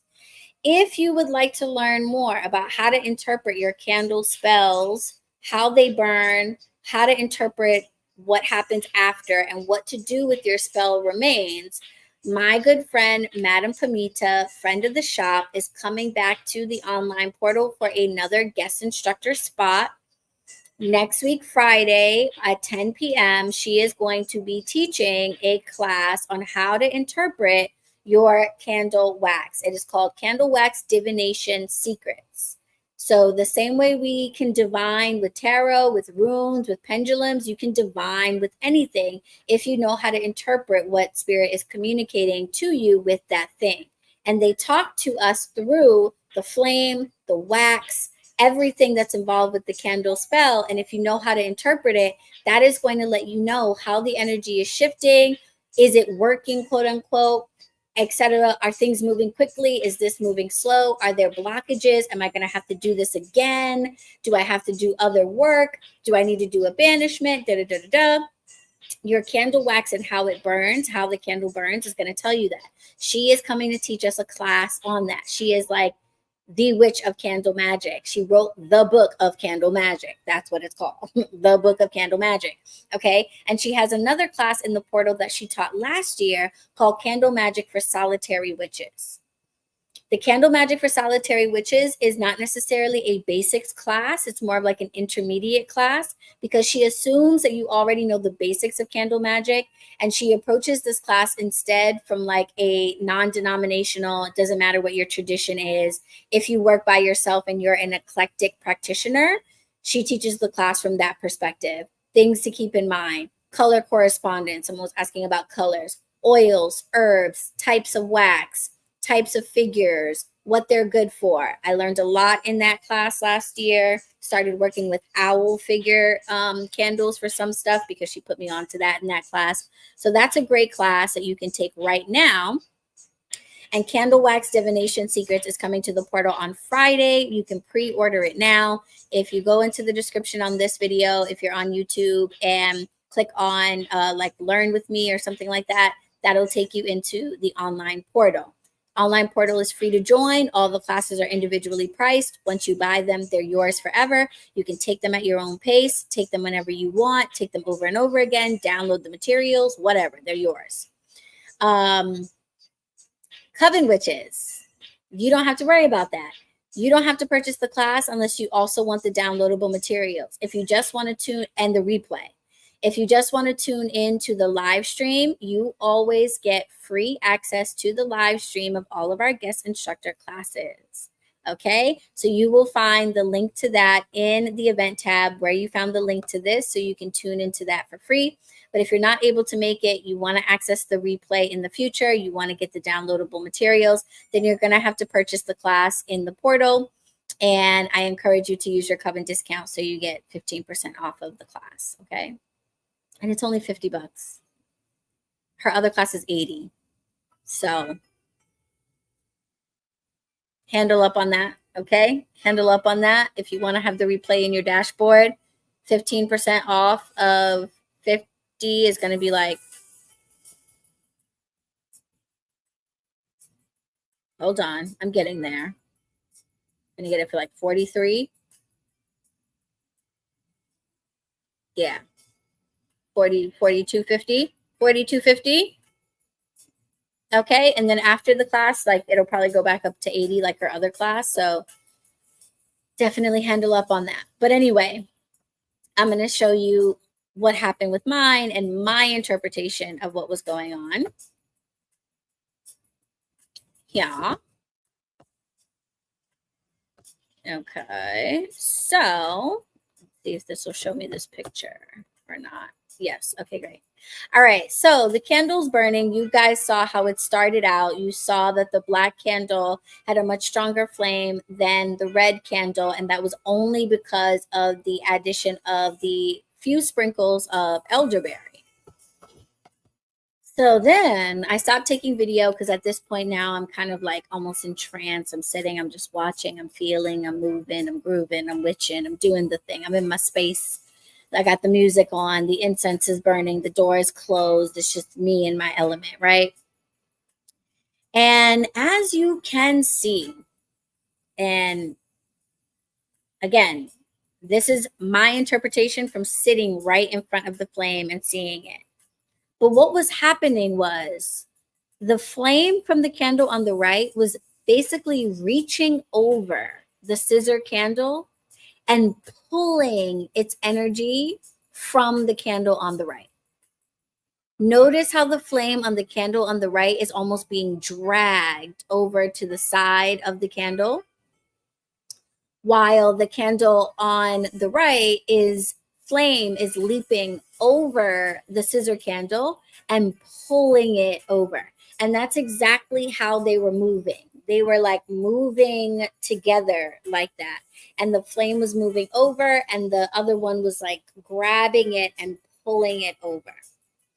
I also thought, and this was so cool to be sitting in front of, because I was like, damn, thank goodness I have a fire. I have a fire extinguisher in my room because I do shit like this. So I'm sitting here and I'm like, I'm thinking to myself, like, am I going to have to grab that shit? Like, if this gets any bigger, I'm going to have to grab that. Because, like, I was getting almost concerned. It was so intense the way it was moving and growing and getting taller and, like, leaping over. I was worried it was going to, like, go the other way and, like, grab my curtain or something like that. But I just sat, stayed calm, watched it, kept an eye out. The chalice right behind is completely filled with water. So I was ready to grab that bad boy. I was ready, you know. But here he was reaching over and just pulling his energy back, and I'm just watching that transpire. And then to me, it looks also like an upside down L, and that's the first letter of his name. So it was just very much like pulling itself. Yeah, exactly. Just like reaching over, and the red candle is like being dragged over. So it took a long time for the stuff inside of the red candle to actually catch on flame, even though it was all the same stuff, positioned the same way. The wicks were centered before I started. So that was very informative for me. I could see how this was transpiring. And then if you'll notice in the picture, because the black candle is burning so much faster, the wax is surrounding the red candle and basically containing the red candle. So not only is it pulling its energy and pulling the flame over, it's also preventing the red candle from melting and spreading over to its side of the tray. Okay, so it was very much being like, stay back. I'm taking my stuff back. I'm taking it back. You stay over there. You are not going to melt and ooze your way over to my side. I am going to surround you with my wax, and I am going to pull back all of my energy so that I am big, I am strong, and you are small, and you are no longer in control of me. Now, the part that I didn't take any pictures of was the ending, because at this point I was in bed. It was like 3 hours later now. And the black candle burned out first, which is understandable because it's burning with a higher flame. So that doesn't necessarily mean anything energetic per se. But to some extent, it also kind of, for me, validated that like the work was done. It was done. It took what it needed. And it was like, okay, I'm done. I'm good. I'm out of here. And then the red candle still had maybe like another hour to go. I'm laying in bed and I'm watching the candle end. I try not to fall asleep until my candles are all the way done when I'm doing stuff like this. Because fire is very unpredictable. Never think that you are smarter than the elements, okay? So I'm sitting there, I'm kind of one eye open, I'm just watching it, and the red flame finally gets down low, and then it splits into two. And the two flames start fighting each other. And now I had called on a particular spirit that to help me with this. And I could literally see her dominating this woman's energy. And they were like back and forth. And that made so much sense because I called on Lilith to help me with this. And remember, I said this woman is Jewish. So here go these two female figures of a similar origin, kind of going back and forth with each other. And I watched these two flames fight until Lilith overcame and finally the candle went out. Very interesting. And I was a little concerned there too, because I was just like, not this bitch fighting back. Like, really, man? When I woke up in the morning, it was time to dispose of everything. So this is the type of thing that you would get rid of, right? So I'm preparing to go to the crossroads and throw it out in the trash in the crossroads. And Spirit told me, okay, don't forget, you already know how this goes. You already know this is not going to make this person go away. And the very next day happened to be Witches Fest. Shout out to the witches that came to Witches Fest. So I go to the crossroads in the morning. I throw everything out in the trash can. I go to the train and I get down to Witches Fest. I'm hanging with the witches. We're shopping. We're talking. I'm connecting with all my friends that are there. And I get to Lavender Bee Balm Apothecary's table. And I'm like, oh, shoot. Hey, girl. Good to see you. Da, da, da, da, da. And I've been to Witches Fest a million times, so I don't have the same compulsion to buy everything that I did when I first started going. Now, I know I'm there to talk, mingle, meet people. I'm really not there to shop. I own a shop, okay? There's not much I'm going to need. There were only two things that I bought. There were two particular things that I don't carry in the shop that Spirit had for me. One was a snake ring. Lilith. Shout out to Holy Crow. A snake ring that caught my attention, and Spirit said, okay, you're welcome. I did the work. You're welcome. My gift, please. Get me a snake ring. Thank you. So I get the snake ring. And then I'm talking to Lavender Bee Balm Apothecary. And something was like, buy from her. Buy from her. Support her. Support her. Buy from her. And I'm like, how's everything going, girl? And she's like, oh my goodness, like surprisingly well. I've had quite a few sales today. We're actually doing really good. And I was like, oh, wow, that's amazing. Like, what's happening? She's like, well, my chime candles are just going. Everybody's buying the Bitch Be Gone candles. Red dressed chime candles called Bitch Be Gone. She's like, yeah, these are the top seller today.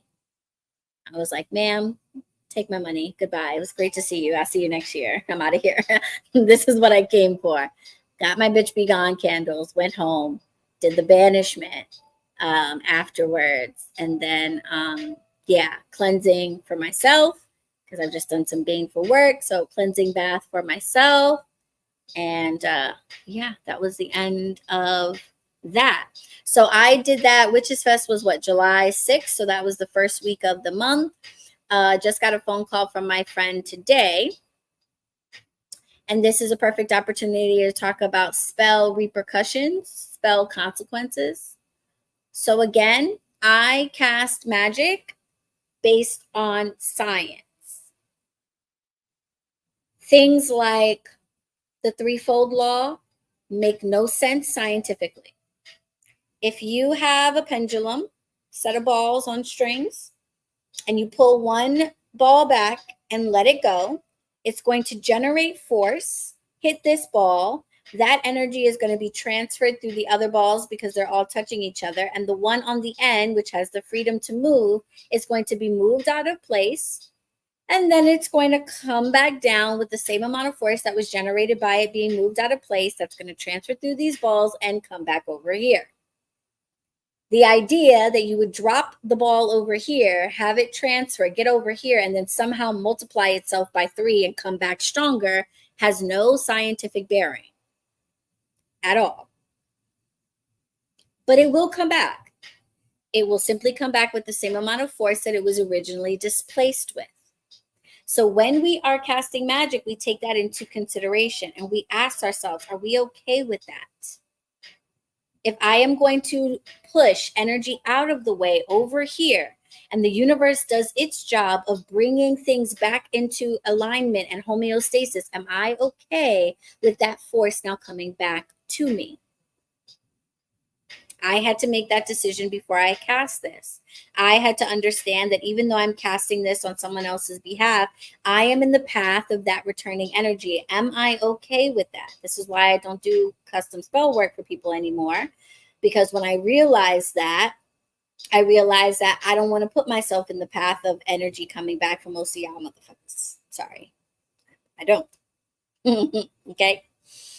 So this is a dear friend of mine. This is something that I know is very important, that this is holding him back from a lot of different things. And I would like to be supportive. And I went to Spirit, most importantly, aside from my desire to be helpful, I went to Spirit and talked to them about what could possibly happen and what the repercussions would be and how I could, make sure that I was in alignment with this and all that good stuff. So sure enough, the energy starts coming back. So for me, my energy coming back was handleable. Okay. I cook and I cook all the time. And I know my way around the kitchen and I know my way around my kitchen, blindfolded, hands tied behind my back, no problem. I was making a type of dish that I don't typically make, and I got burned. And you might not be able to tell from the camera, but it is on the right side of my arm and looks very similar to the way that the candle flame was burning.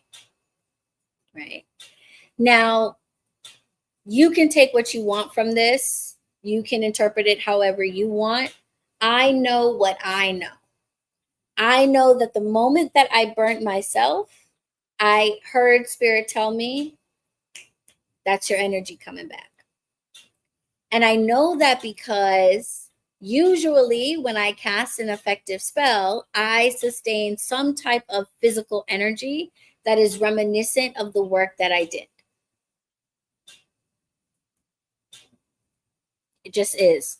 I have various scars and cuts and bumps and bruises all over my body because for whatever reason, that is how I often receive that energy back. I receive it with my physical body and I get hit, bumped, cut, burnt in a way that is very similar to the work that I did. When it's baneful work, particularly. Not only, but specifically if it's painful work, which I don't do often for obvious reasons, because goddamn, I'm not trying to be beat the fuck up all the time. But yeah, that's what happens. So when I got that burn, I was like, okay. I actually have, I don't know if you can see, like a scar here from a different spell where the consequence was similar, except this was not a burn, this was a cut. And various other ones on my hands and things like that that happen usually within like a week or two if the spell was effective. That energy is out and it needs to be brought back, and I will often get it with my body. So anyway, so I get burned. Today, my friend called, and these are the sort of unintended things that can happen when we do this type of work. But a little bit of backstory. He is in a place where he communicates for the most part by phone, email, and by letters. And email is a big part of his communications with the world. He's a writer. So he uses his emails kind of like journal entries. He doesn't often send them. He just kind of writes them and then will go over them and then keep them, and maybe he'll send them, but a lot of times he doesn't. So apparently he's been writing all of these emails for the last like 7-8 years or something that he hasn't sent. And they're like journal entries for him. And he has been slowly sending me those emails to save for him because the email server needs to be updated or something like that. And he's worried that the emails would be deleted. So he's like, I'm going to send you all these emails. Can you please save them for me? That way, when I update my tablet, I do the thing. If they disappear, I have them somewhere. They mean so much to me. And part of his connection to this woman that he wanted to be disconnected from were all of these letters that he had written her over the years. He was like, Allie, I feel like she has power over me through these letters. These letters are keeping us connected, even though we're not speaking anymore. I just can't stop thinking about them, dreaming about them. I keep thinking about these letters. What is she doing with my thoughts, my words, my handwriting? Da da da da da. He knows me. He knows I'm a witch. He knows a little bit about the craft himself and knows that having somebody's handwriting, having their handwritten letters, having that type of material from somebody is very much a useful tool in connecting with them energetically to do whatever it is. You would not want that in the hands of somebody that you don't trust or that you don't think means you well. He's like, I got to get those letters back. I don't want her to have them anymore. I don't want her to have this connection to me. So I'm like, okay, no problem. I'll do what I can do. And he calls today and he's like, you're not going to believe what happened. And I'm like, try me. And he goes, I don't know if it was because of this Microsoft shutdown or whatever, but I went to the tablet kiosk where we like pick up our tablets.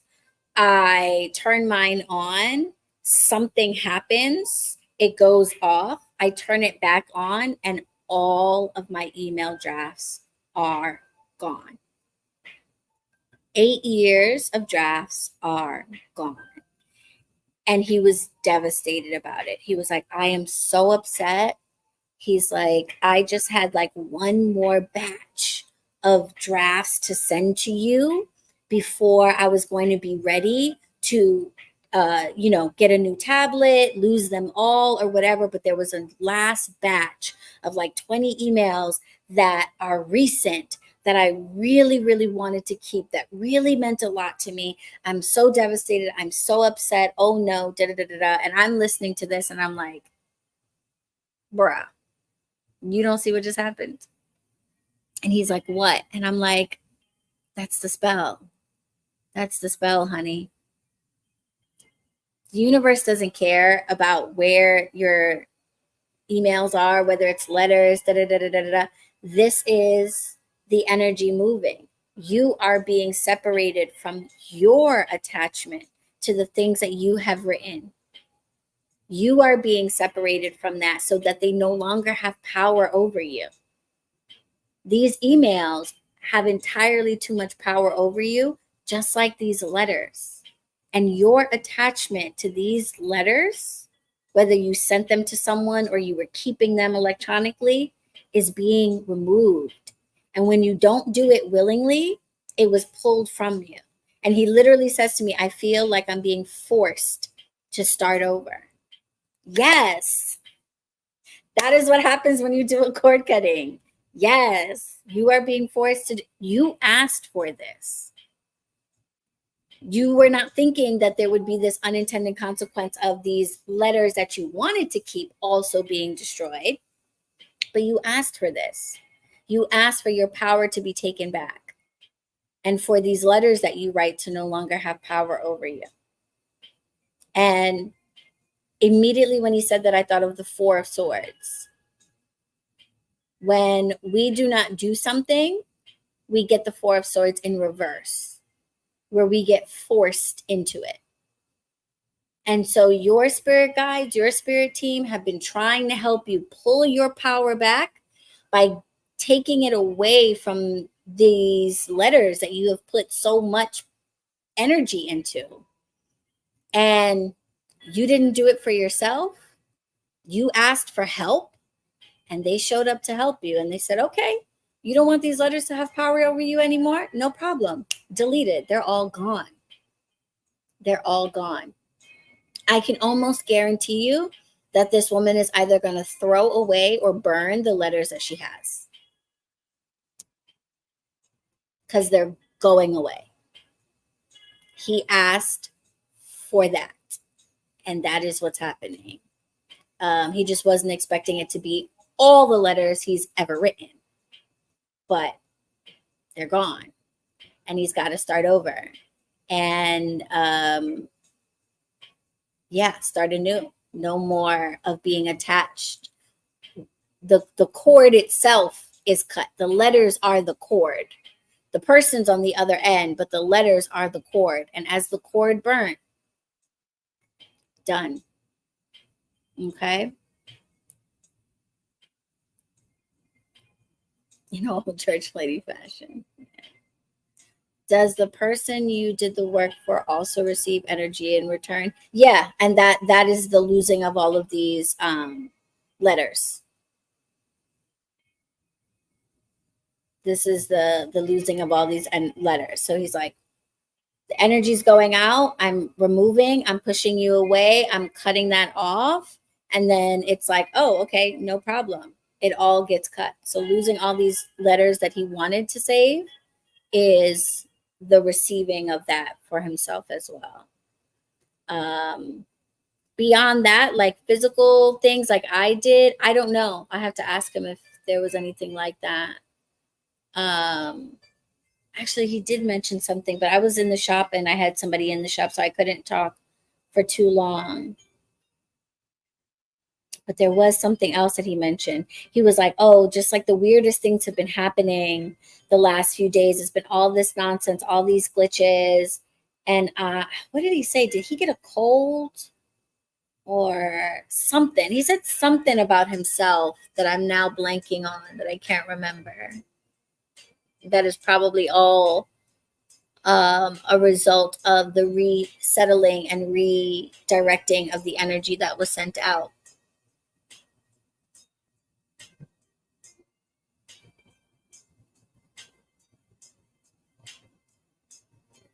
Yeah, I think so. Yeah. Okay. Okay, got it. Yeah. He had said something. I can't remember what it was. But he was like, so many things have been going weird. I haven't called in like a week because like all these things are going on or whatever. And I was like, yeah. I'm like talking to a customer who was buying the last cord cutting kit. I was like, that's crazy. We were just talking about cord cuttings and then you call. And I was just telling her and showing her these pictures of how everything transpired. And then he called. So, but yes, he had his own things. So mine was relatively small because I'm just the one wielding the sword or whatever. Their thing is the real thing.